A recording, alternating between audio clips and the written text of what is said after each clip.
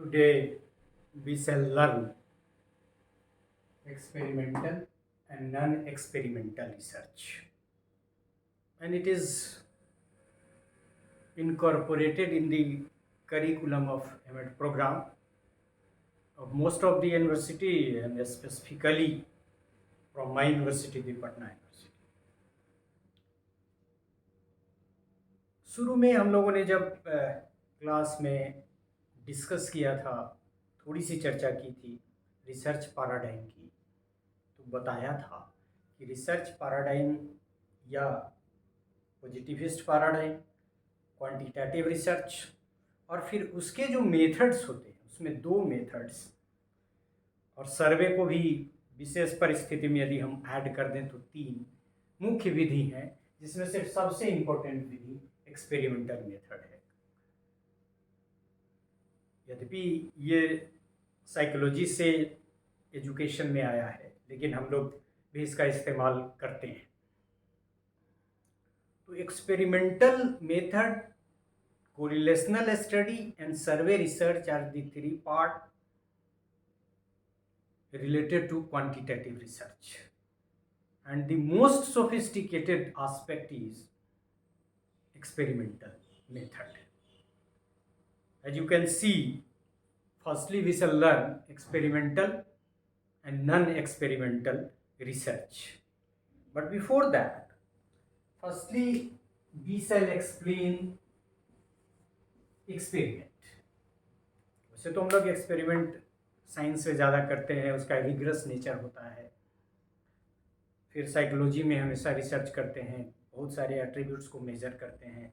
Psychology में lab भी होते हैं, और बीएड प्रोग्राम वगैरह में भी आप सभी जानते होंगे कि साइकोलॉजिकल लैब का कंसेप्ट जब 15 से हम लोगों ने 2 साल के बीएड को किया, और हम लोगों ने जब बीएचयू में स्टडी की थी, तो वहाँ हम लोगों का एक एक्सपेरिमेंट होता ही होता था साइकोलॉजी का।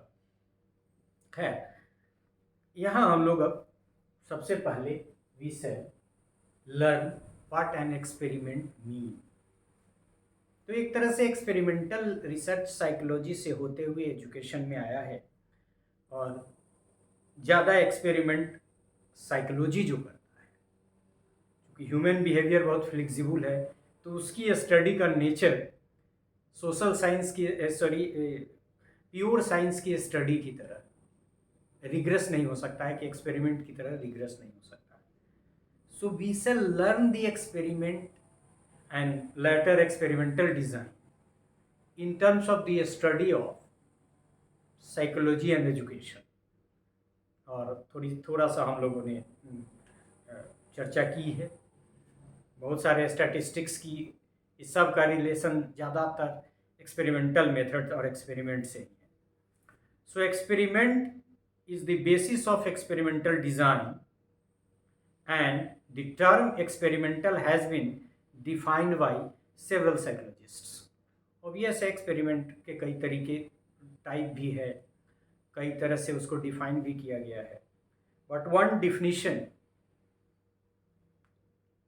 we shall, you can collect or I shall repeat, you will be able to recollect or note down if you need it. So एक definition जो हमने कलेक्ट किया है, that is Festinger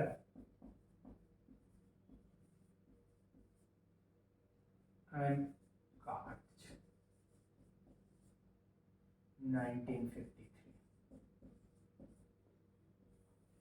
वैसे तो मैं 2 बार रिपीट करूँगा, but if you don't able to catch the definition, you can collect. The essence of experiment may be described as the observing the effect on a dependent variable of the manipulation of independent variable. So Festinger and Katz की जो परिभाषा है वो क्या कह रहा है कि the essence of experiment may be described as the observing the effect on a dependent variable of the manipulation of independent variable. अभी हम लोगों ने ये एनालिसिस ऑफ वेरिएंस भी पढ़ा, वहाँ भी हम लोगों ने बात की।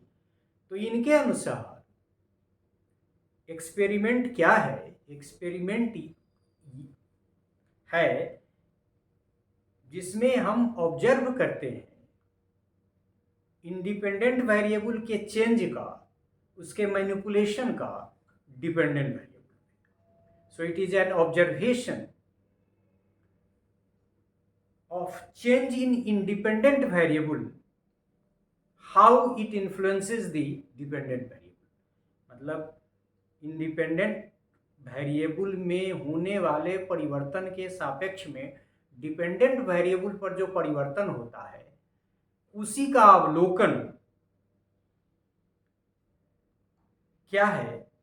तो एक्सपेरिमेंट है। दूसरी परिभाषा एडवर्ड्स, और मैंने कहा भी कि हम लोग एक्सपेरिमेंट यहाँ जो अध्ययन कर रहे हैं वो मोस्टली साइकोलॉजी और एजुकेशन के टर्म। एडवर्ड्स 1971,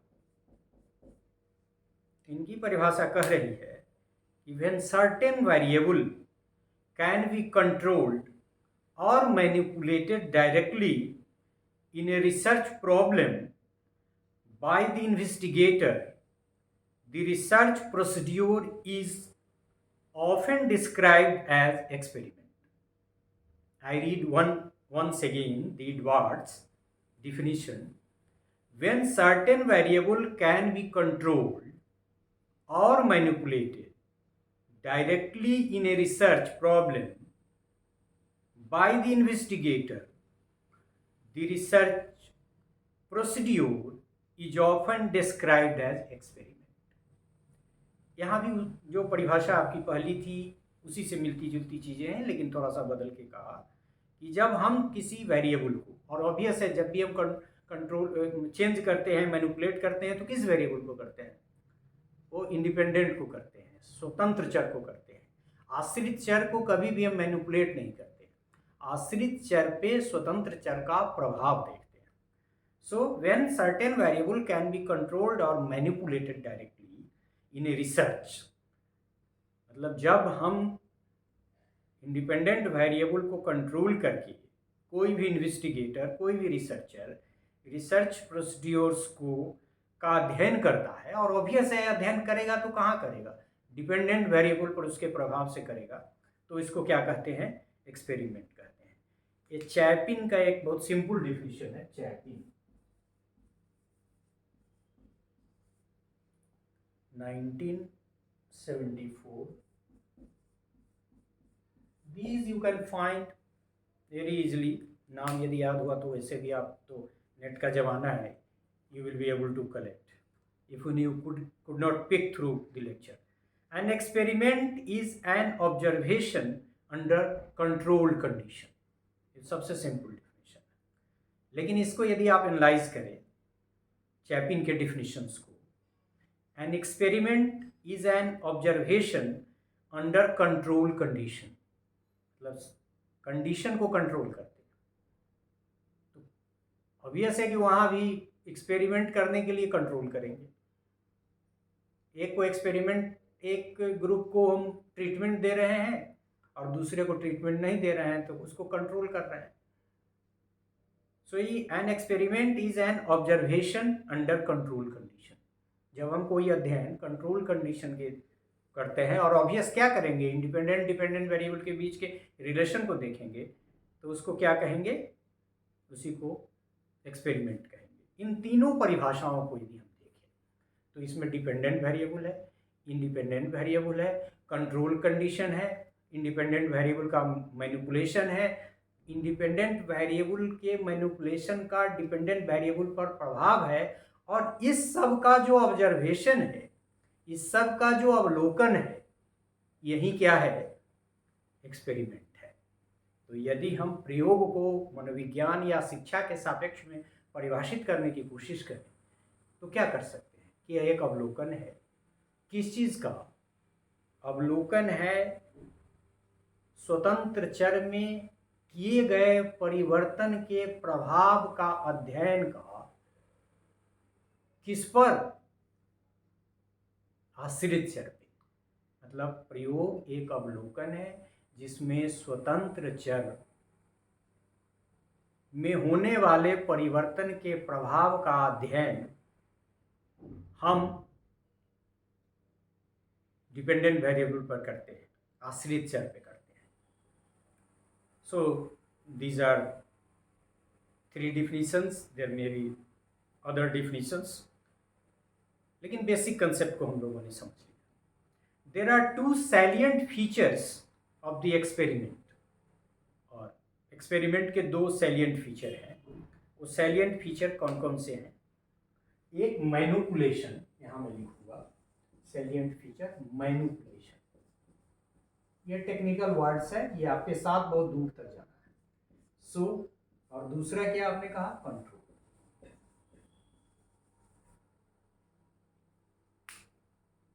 मतलब there are 2 salient features of the experiment as manipulation of the variables and control in experiment।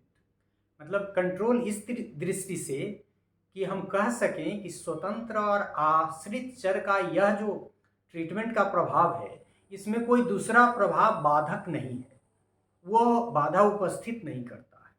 और दूसरा, हमने हमेशा कहा कि जब भी हम मैनिपुलेट करेंगे, जब भी उतार चढ़ाव करेंगे, जब भी चेंज करेंगे, जब भी जोड़ घटाव करेंगे, तो किस में करेंगे? इंडिपेंडेंट वेरिएबल में करेंगे, स्वतंत्र चर में करेंगे, और उसका प्रभाव आश्रित चर पे करेंगे। Manipulation refers to the deliberate और active change introduced by the experimenter in an event to study the effect of manipulation on the behavior of an individual or groups of individuals।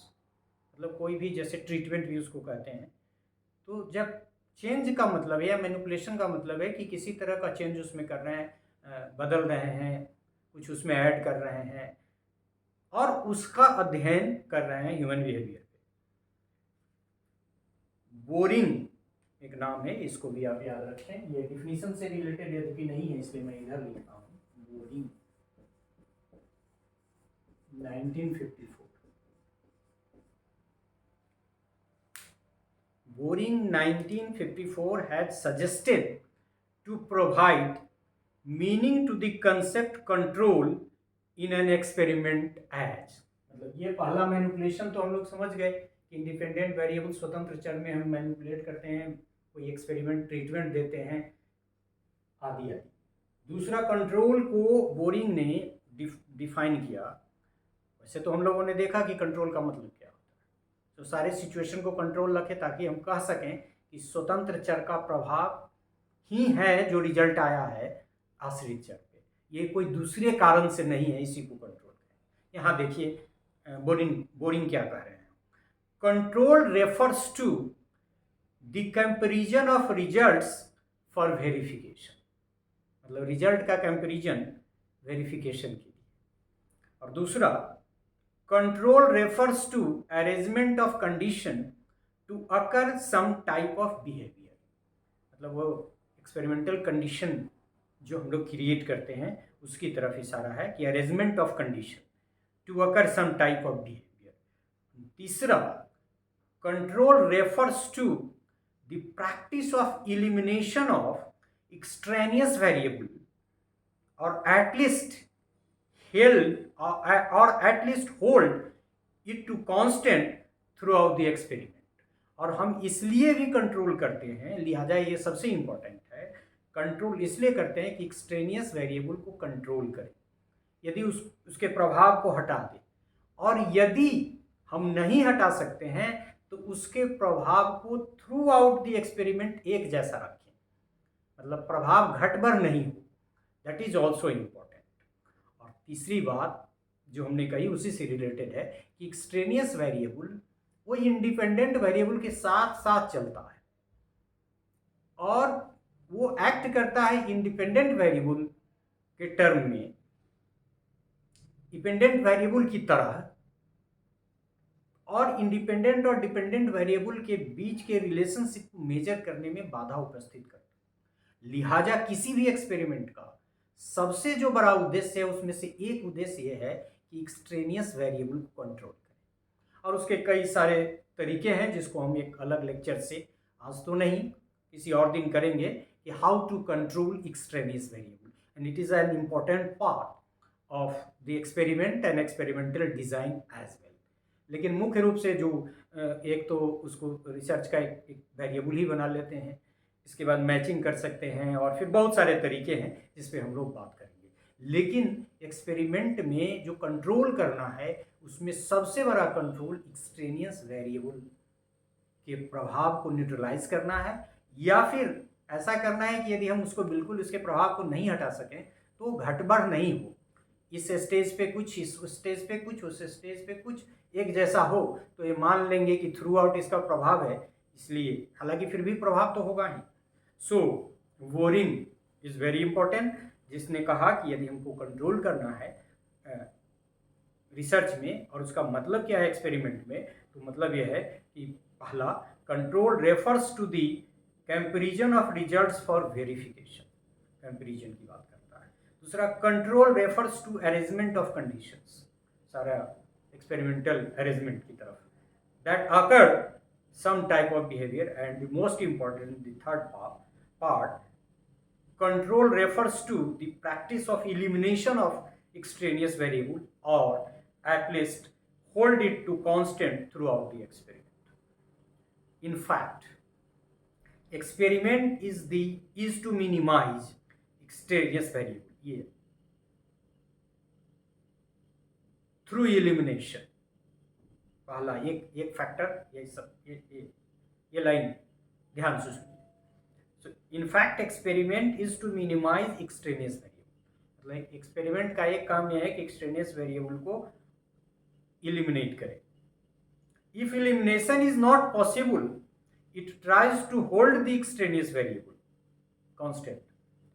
Matching is also being done in experiment to manage extraneous variable, और हमने कहा कि इस पे हम अलग से बात करेंगे। तो इस पार्ट लेक्चर के ये जो, in order to understand the difference between, rather to discuss the basic concept of experimental and non experimental research, firstly we have learn experiment क्या है, और फोकस भी हमारे लेक्चर का एक्सपेरिमेंटल रिसर्च यहाँ है। हम लोग थोड़ा सा छुएंगे नॉन एक्सपेरिमेंटल रिसर्च को, सिर्फ मीनिंग के रूप में, उसको कवर अप बाद में करेंगे। So now we shall be discussing in terms of experimental and non-experimental research, and as I have pronounced, the focus is to discuss and explain the experimental research part. हम non experimental research part को थोड़ा सा सिर्फ छुएंगे, कुछ example बताएंगे, और उस पर बाद में जो उसका पार्ट सब है, खास के एक्स पोस्ट फैक्टो रिसर्च पे हम लोग आगे बात करेंगे, या फिर और भी जो टाइप है सर्वे वगैरह उसके, उस पर हम अलग से बात करेंगे। But that will not be the part of, rather sub part of this lecture, that is experimental research and non experimental research. यहाँ सिर्फ हम नॉन एक्सपेरिमेंटल रिसर्च को सिर्फ छुएंगे, उसके मीनिंग को, उसके कुछ टाइप्स की चर्चा करेंगे, उसकी जो स्टडी हम लोग करेंगे या फिर लेक्चर करेंगे, that will be separately and individually, that will not be the part of this experimental research related lecture. Experimental research is meant for the establishment of causal relationship. It is because designed to find relationship between two or more variables. Cause and effect relationship को measure करना ही experimental research का मुख्य उद्देश्य है, और experimental research यही काम करता है। In this method, one or more hypotheses are being stated or formulated in advance to narrate expected relationship between chosen variables. वैसे भी जब हम पॉजिटिविस्ट पैराडाइम की बात करते हैं या फिर क्वांटिटेटिव प्योर रिसर्च की बात करते हैं, तो वो हाइपोथेसिस पहले बनाने की बात करता है, वो बाद में आप चेंज नहीं कर सकते हैं उसको, हालांकि मिक्स्ड आने से फिर थोड़ा सा है, that we shall not discuss. The experiment is planned and carried out by the investigator to collect evidences relevant to the hypothesis formulated. मतलब हम एक्सपेरिमेंट में हाइपोथेसिस बनाते हैं, अरेंजमेंट करते हैं, और हाइपोथेसिस टेस्ट करने के लिए एक्सपेरिमेंट करते हैं, और एक्सपेरिमेंट से हाइपोथेसिस को टेस्ट करते हैं या फिर एक्सेप्ट करते हैं या रिजेक्ट करते हैं। In beginning the application of experimental method provided better results in the field of physical science. इसकी शुरुआत ही फिजिकल साइंस से हुआ, and subsequently this method was adopted in other sciences as biological sciences, medicine. मतलब ये physical science से होते हुए बायोलॉजिकल साइंस में, फिर मेडिसिन में आया। Near the end of the 19th century, researchers started to employ the experimental method to investigate psychological issues and problems।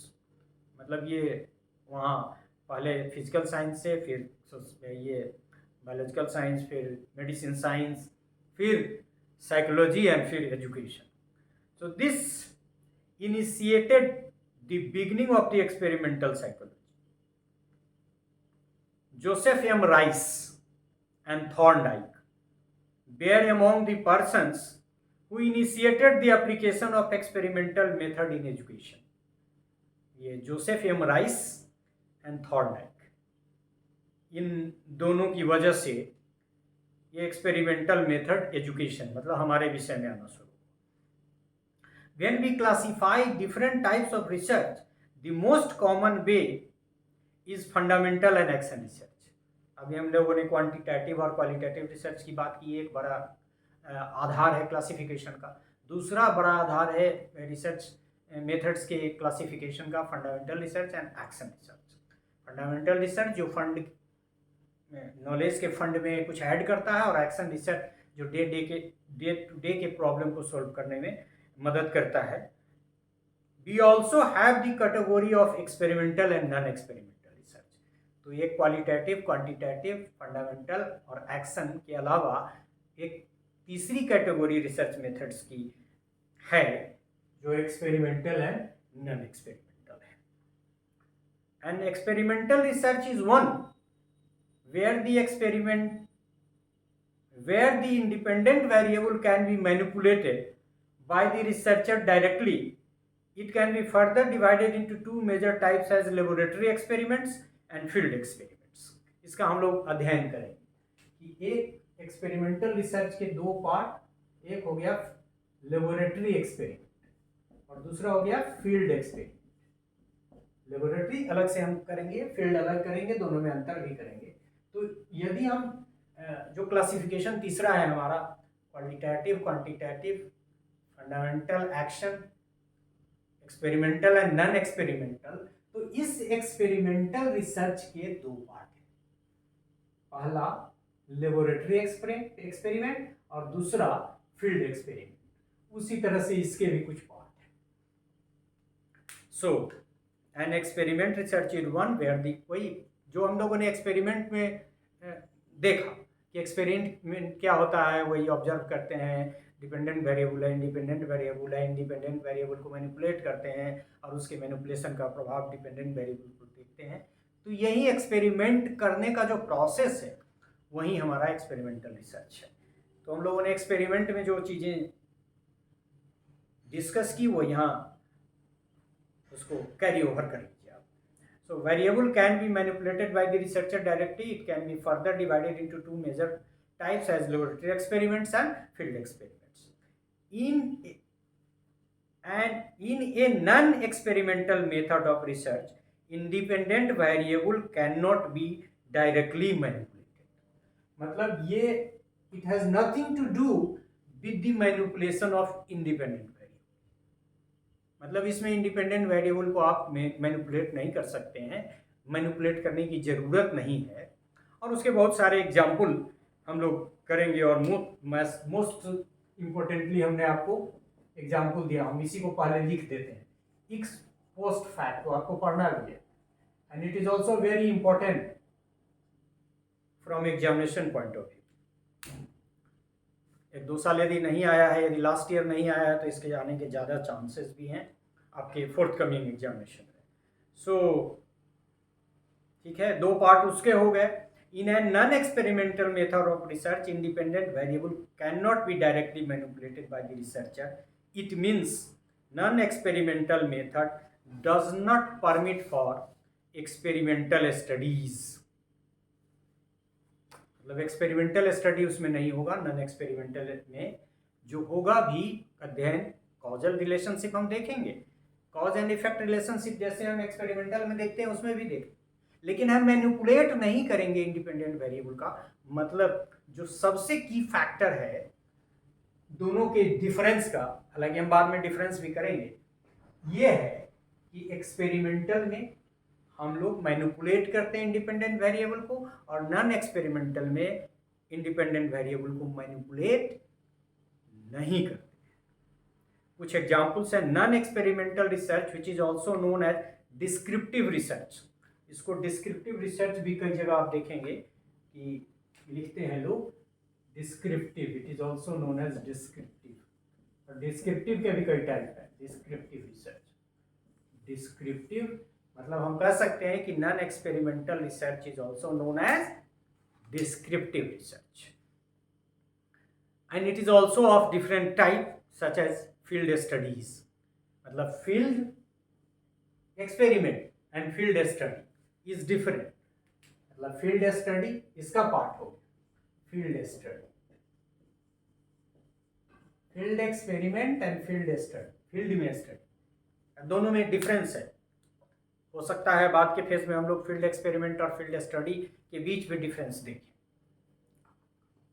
So a non experimental research which is also known as descriptive research is of different types as field studies, ex post facto research, survey. ये भी इसको डाल दें यहाँ लिख देता हूँ यहाँ से। मतलब इसको यदि 1 कर दें, इसको 2 कर दें। डिस्क्रिप्टिव रिसर्च के टाइप्स में भी इसको आप डाल सकते हैं। फिर सर्वे सबसे ज़्यादा यूज होने वाला। फिर आपका चौथा हम कर दें कंटेंट एनालिसिस। फिर यदि हम यहाँ 5वां में लिख दें इथनोग्राफी।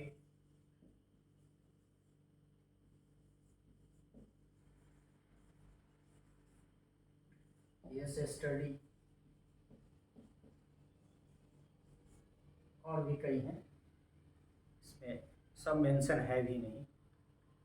सो ये इसमें field studies, ex post facto research that is more important, survey research, content analysis, case study, ethnographic study आदि आदि।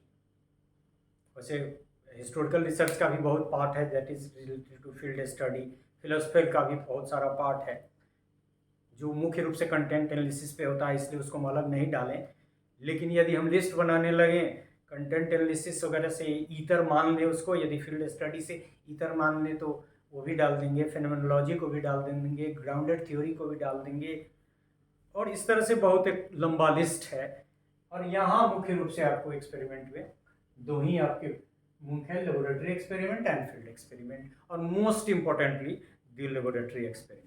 सो in this part of the lecture हमने ये सीखा कि एक्सपेरिमेंट और एक्सपेरिमेंटल रिसर्च क्या है, जिसमें इंडिपेंडेंट वेरिएबल को मैनिपुलेट करके डिपेंडेंट वेरिएबल पे उसके प्रभाव को का अध्ययन करते हैं। ऑब्वियस है कि हम कंट्रोल वगैरह रखते हैं, कंट्रोल करने के कई सारे तरीके हैं, और वो जो प्रभाव है उसी को ऑब्जर्व करके हम जनरलाइजेशन तक पहुंचते हैं, हाइपोथेसिस बनाते हैं, टेस्ट करते हैं। तो the major aspect of experimental research is the manipulation of independent variable, but this non-experimental research has nothing to do with the manipulation of independent variable.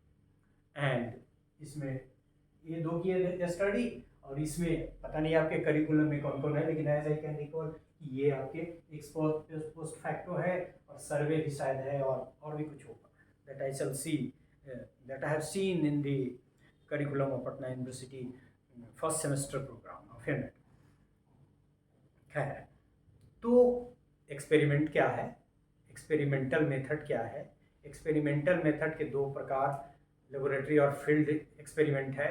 उसी तरह से नॉन एक्सपेरिमेंटल रिसर्च क्या है, जो जिसमें हम इंडिपेंडेंट वेरिएबल को manipulate नहीं करते हैं, उसके कौन कौन से टाइप है? मुख्य रूप से आपका field study, x post facto, और ये इसको हम लोग डिस्क्रिप्टिव स्टैटिस्टिक्स भी कहते हैं, कंटेंट एनालिसिस, इथनोग्राफी, और फिर बहुत सारा हमने बाद में ऐड भी किया, content analysis and like that.